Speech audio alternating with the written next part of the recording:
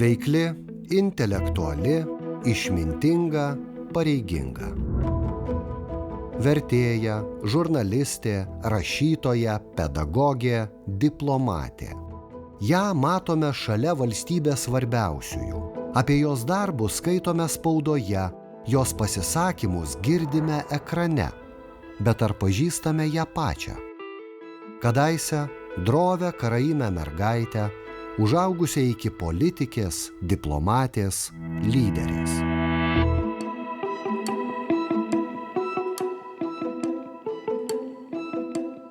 Dvejetą esu gavus vienintelį kartą ir tai net ne dvejetą, o kuolą. Kuolą aš esu gavusi, nes istorija buvo tokia, kai mes nuvažiavome Mažeikius ir aš ten pradėjau lankyti 1 klasę, tai aš lietuviškai nieko nemokėjau, visai nė vieno žodžio. Ir tada buvo diktantas ir iš to diktanto aš gavau kuolą. Ir žinoma, aš labai verkiau ir aš tik prisimenu, kad mokytoja atėjo pas mano mamą namo, pasakė, tu neverk, tu išmoksi, viskas bus gerai. Na ir iš tikrųjų, paskui buvo gerai, bet aš tą kuolą labai gerai atsimenu. Halina Kobeckaitė gimė 1939 Trakuose, tradicijas puoselėjančioje karaimų šeimoje. Tėvas Simonas Kobeckas buvo rašytojas, karaimų mėgėjų teatro iniciatorius, pjesių, vodevilių, intermedijų autorius. Dirbo kelininku, buvo siunčiamas į tarnybą vis kitame Lietuvos mieste. Šeima neužsibuvo ir Mažeikiuose, kai Halina ėjo 10, persikėlė į Šiaulius. Šiame mieste, kaip ir Mažeikiuose, Kobeckai buvo vienintelė karaimų šeima. Visi mūsų pažįstami, visi draugai ir mano klasiai, visi žinojo, kad aš esu karaimė. Bet aš jokio išskirtinumo, jokios pašaipos, jokio kokio nors kitokio požiūrio niekur nejaučiau. Absoliučiai aš visur buvau lygiateisė, lygiavertė ir šito skirtumo tautybės nei ten, nei paskui aš dar mokiausi Panevėžy 1 metus, paskui aš mokiausi Vilniuj 1 metus ir baigiau čia mokyklą Salomėjos Nėries. Irgi visi žinojo, kad esu karaimė. Nei kokių nors lengvatų, nei kokių nors ypatingų priekaištų dėl to nebuvo. Gal dėl to, kad visada buvo karaimai lojalūs visais laikais. Na ir labai draugiškai sugyveno su žmonėmis, kurie buvo aplink. Mokyklą pirmūnė Halina baigė vadinamojų raudonų diplomu, su pagirimu. Galėjo stoti mokytis bet kur. Mergina pasirinko žurnalistiką. Tik visai ne dėl to, kad labiausiai jos norėjo. Aš norėjau būti geologė. Ir kadangi aš baigiau mokyklą medaliu, tai aš galėjau stoti be egzaminų. Ir aš padaviau pareiškimą į geologiją. Ir reikėjo, faktiškai egzaminų nebuvo, bet ateini į universitetą, ten yra mandatų komisija ir pokalbis. Aš atėjau į tą mandatų komisiją, universiteto prorektorius profesorius Jankauskas klausė manęs, kaime gyvenote? Aš stoju į geologiją. Kaime gyvenote? Ne. Kastuvą laikėt rankoje? Ne. Kirvį laikėt rankoje? Ne. Eikit namo. Ir manęs nepriėmė į geologiją. Su žurnalistika man buvo irgi labai įdomu. Tarp kitko, aš kai pasižiūrėjau, kada ir kaip aš pradėjau ką nors rašyti, tai aš atsimenu save net 5 klasėje ir nuo 5 klasės aš visada buvau tų sienlaikraščių kokia nors rašytoja, redaktorė ir taip toliau. Vadinasi, kažkas tokio, gal buvo kažkoks interesas. 11 klasėje mes su mano draugė 1 klasės nuėjome į Tiesos redakciją pasikalbėti su žurnalistais ten dirbusiais, koks tai yra darbas. Ir aptikom ten vienam kabinete 2 vyrus, kurie žaidė šaškim. Stumdė šaškis. Mes pasakėm, klausė, ko jūs norit mergaitės. Mes pasakėm, kad mes galvojam, kur mums stoti, renkame specialybę. Atėjom sužinoti, kaip čia žurnalistika. Jie sako, oi, sunkus darbas. Sunkus darbas mergaitės ir stumdo tas šaškis. Baigusi studijas, žurnaliste Halina dirbo nedaug. viename kitame studentiškame laikraštyje ir šiek tiek radijuje. Netrukus likimas dovanojo naują galimybę, lemtingai sudėliojusią visą tolesnį merginos gyvenimą. Buvo laikas toks labai ideologizuotas ir aš pagalvojau, kad aš nelabai noriu dirbti tokį darbą. Ir tada aš pagalvojau, kad aš galiu pasinaudoti tokiais dalykais, kurių niekas daugiau neturi, tai yra savo gimtosios kalbos, karaimų kalbos mokėjimu ir pasimokyti dar kokios nors tiurkų kalbos ir tada aš galėčiau versti iš tiurkų kalbų į lietuvių kalbą. Aš šitą idėją išdėsčiau Rašytojų sąjungoje, paskui ministerijoje buvo ministras profesorius Zabulis, jiems patiko šitą idėją ir jie sakė, pasirinkit, kokį norite universitetą. Aš pažiūrėjau, kur čia galima būtų kokios tiurkų kalbos mokytis ir pasirinkau Tašкентą. Вот он, сегодняшний Ташкент, крупнейший промышленный и культурный центр на Советском Востоке. Aš gavau personalinį dėstytoją, su kuriuo dirbau ir kuris mane mokė uzbekų kalbos. Aš pasėteidavau ten kažkiek laiko kartu į savaitę ir tokiu būdu aš truputėlį pramokau.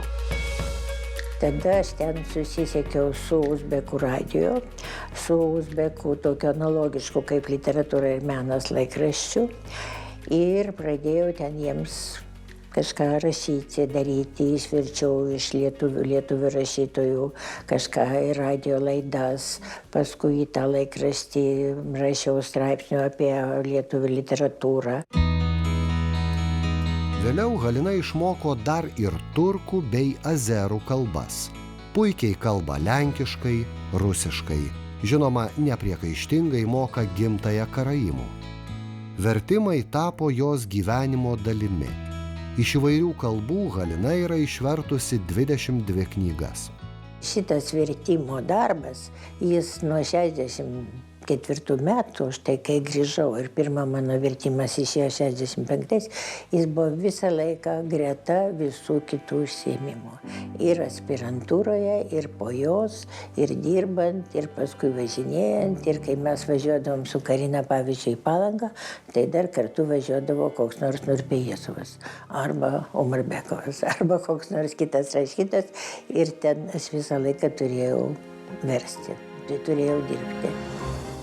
Gyvenimas išties negailėjo staigmenų.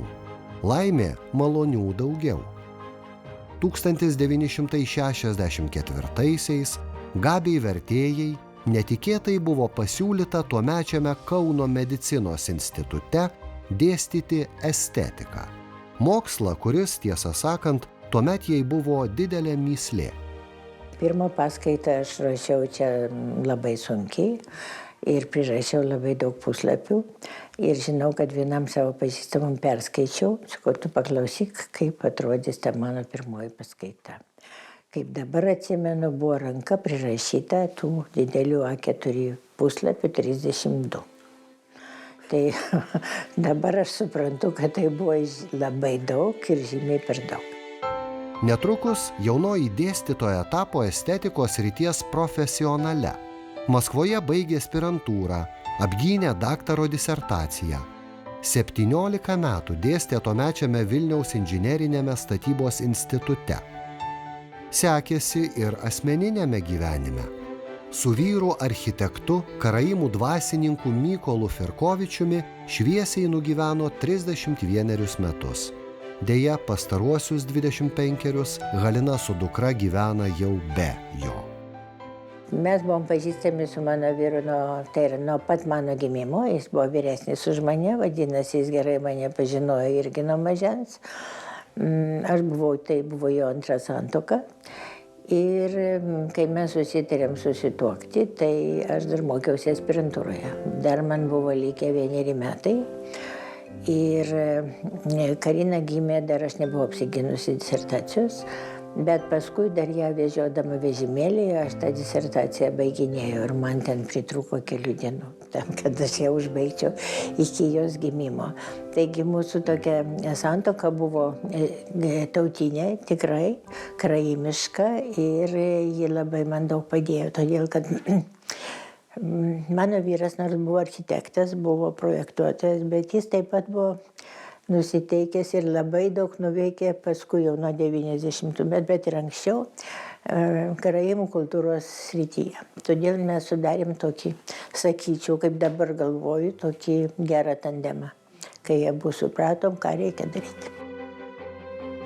Lietuvai atgavus nepriklausomybę, Halinos Kobeckaitės ir jos vyro Mykolo Firkovičiaus iniciatyva buvo atkurtos karaimų organizacijos. Atgaivinta tautinė istorinė atmintis, atgautos ir suremontuotos sovietmečių nacionalizuotos šventovės – Kenesos. Žurnalistinių įgūdžių turinti Halina aprašė karaimų šeimų istorijas, pristatė ryškius, nusipelniusius savo tautos šviesuolius.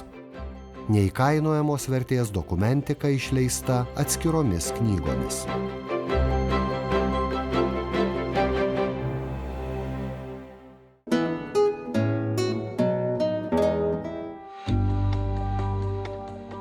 Lietuvai atgavus nepriklausomybę, Halinos Kobeckaitės ir jos vyro Mykolo Firkovičiaus iniciatyva buvo atkurtos karaimų organizacijos.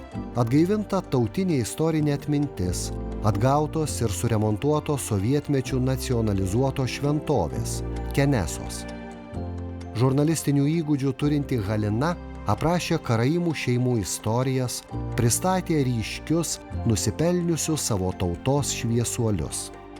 Neįkainojamos vertės dokumentika išleista atskiromis knygomis. Kai prasidėjo sąjūdis, tai tada institute atsirado irgi sąjūdžio grupė, aš buvau tos grupės narė. Tuo pačiu metu mus pakvietė jau kaip karaimų bendruomenė, todėl kad ir karaimų bendruomenė tuo metu susirinko ir mes atkūrėm prieš karinės organizacijas. Paskui buvo sąjūdžio suvažiavimas, kuriame aš irgi dalyvavau, ten mane išrinko į Seimą. Tarp kitko, pirmajame sąjūdžio Seime buvo 13 įvairių tautybių atstovų. Mūsų karaimų bendruomenė tai buvo įsitikinusi šventai ir jokio abejonių nebuvo, kad mes turime eiti šito keliu, mums reikia atgaivinti tai, kas buvo, kas dar liko, nes jau buvo labai daug išnaikinta, labai daug buvo jau žmonių, labai daug buvo mišrių santuokų. Kalba jau buvo irgi nykstanti, žodžiu, bet dar tuo pačiu dar kažkas tai ten ruseno. Ir va tada mano vyras ėmėsi labai didelių darbų kartu su profesorium Kudaba ir taip pat savarankiškai. Tada mes atgavome Vilniaus Kenesą, kuri buvo nacionalizuota 49-ais ir jis pradėjo ten remontus ir paskui pradėjo kalbos pamokas atskirai, paskui pradėjo galvoti, kaip išleisti vadovėlį ir išleido, paskui išleido maldyną liturginį, 1 tomą, 2 tomą. Ir iš tikrųjų mums labai daug pasisekė padaryti per tą laiką. Ir dabar, kai aš žiūriu į jo bibliografiją, tai jis mirė 2000-aisiais, tai jis per tuos metus, 10 metų faktiškai, išleido 11 knygų. Mes nebuvom laisvos asmenybės, mes buvome liaudės masės. Bet mes nebenorime būti beveidė masė, už kurią kažkas viską nusprendžia ir nulėmė.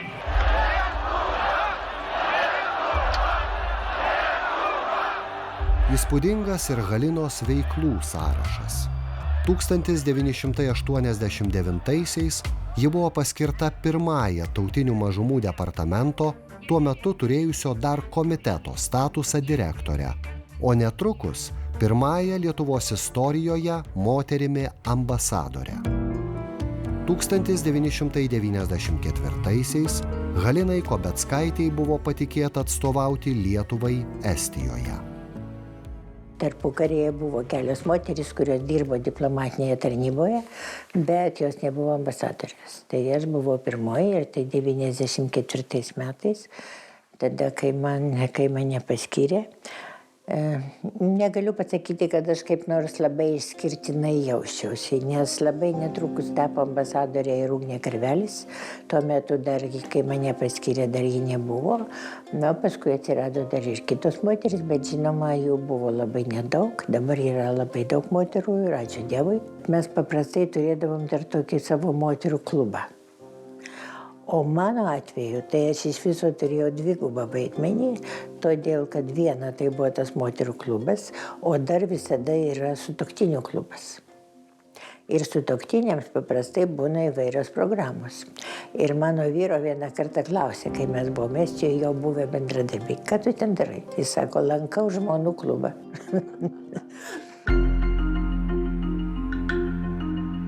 Lietuvos ambasada buvo įsikūrusi, kai aš ten nuvažiavau, Vabaduose aikštėje, 3 aukšte, tokiam nedideliam 2 kambarių butuke. Ir uždavinys buvo surasti pastatą ir įkurti ambasados pastatą kažkur. Tas namas visas, vienintelis baroko namas Taline, labai gražus namelis, nedidelis, ir jis priklausė tada medžiotojų draugijai. Mes ten ilgai dėrėjomės su jais, kol galiausiai nupirkom. Ta namą Lietuva tai yra nupirko ir aš labai džiaugiausi, kad aš pasirašiau sutartį nuomos žemės 90 metų į priekį. Ir sakiau, labai norėčiau dar ir pratęsti tą sutartį. Nieko nėra. Jokių indų, jokių baldų, jokių nieko visiškai. Baldus mes dalį pirkom Taline, dalį užsakinėjome Vilniuje. Ir mes nusipirkom tą namą 94 rudenį, o 95 rugsėjį, per visą tą pusmetį, jau darėme ambasados atidarymą. Į tą ambasados atidarymą atvažiavo, tuo metu buvo Taline susitikimas 3 prezidentų Baltijos valstybių, vadinasi Lenartas Meri, ponas Ulmanis ir ponas Algirdas Brazauskas. Buvo ten buterbrodų, ten kažkokiu, tuo metu dar buvo pasakyta, kad prašom taupyti ir jokių stiprių gėrimų, jokiuose priėmimuose nevartoti. Nevartoti mes ir neturim. Tada žmonių daug ateina ir estų protokolas pasakė taip, čia dabar bus priėmimas, ponas Lenartas Meri gali būti 20 minučių, ponas Ulmanis po pusvalandžio išvažiuoja, o savo prezidentą gali laikyti kiek norite. Prieina prie manęs prezidento Brazausko patarėjas ir sako, prezidentas Meri ir prezidentas Brazauskas norėtų pakalbėti kur nors atskiroj vietoje, kur jie gali atsisėsti. O ten kambarėlių yra labai nedaug. Ir dar nieks nepadaryta. Aš sakau, niekur kėdžių nėra išskyrus virtuvę. Gerai, einam į virtuvę. Na ir ką jūs manote, jie dviese nuėjo į virtuvę, kur tikrai buvo baltas stalas, naujas, švarus, tvarkingas, baltos kėdės. Ir tada jis man sako, ar turit konjako atneškit? Sakau, neturim, kai neleidžia. Tai, ką neturit alkoholio? Kad turime vyno. Ne, netinka, kad dar turit. Turim 3-9. Gerai, duokite. Duokite 3-9. Ir ką jūs manote? Jie išbuvo tenai dviese 1,5 valandos. Vėliau Halina Kobeckaitė buvo paskirta ambasadorė Turkijoje, Azerbaidžane ir Uzbekijoje. Dar vėliau Suomijoje. 4 metus dirbo prezidento Valdo Adamkaus patarėja. O dabar, išėjusi iš visų tarnybų, juokauja, kad yra tiesiog laisvas ir laimingas žmogus. Aš esu patenkinta visų pirma, kad man nereikia eiti nuo 9 į darbą ar nuo 8 dar baisiau, nes man kadaise, kai reikėdavo nuo 8:30 skaityti paskaitą, tai man čia būdavo peilis po kaklu, siaubas, nes aš visada eidavau ten dar su vakarykšte galva. Tai dabar man nereikia šito daryti, bet aš užsiėmimų turiu. Visų pirma, yra ministerijoje yra ambasadorių klubas, kuriam priklauso visi ambasadoriai buvę ir dabartiniai gali būti.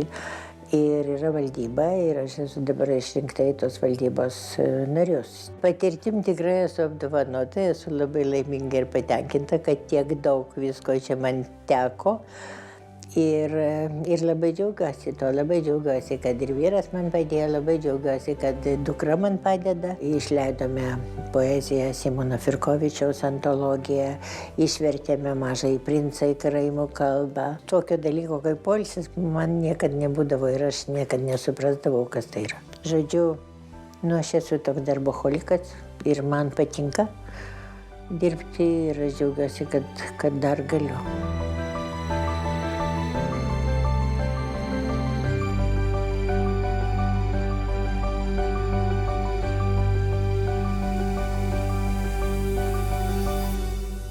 Laidą iš dalies finansuoja Medijų rėmimo fondas.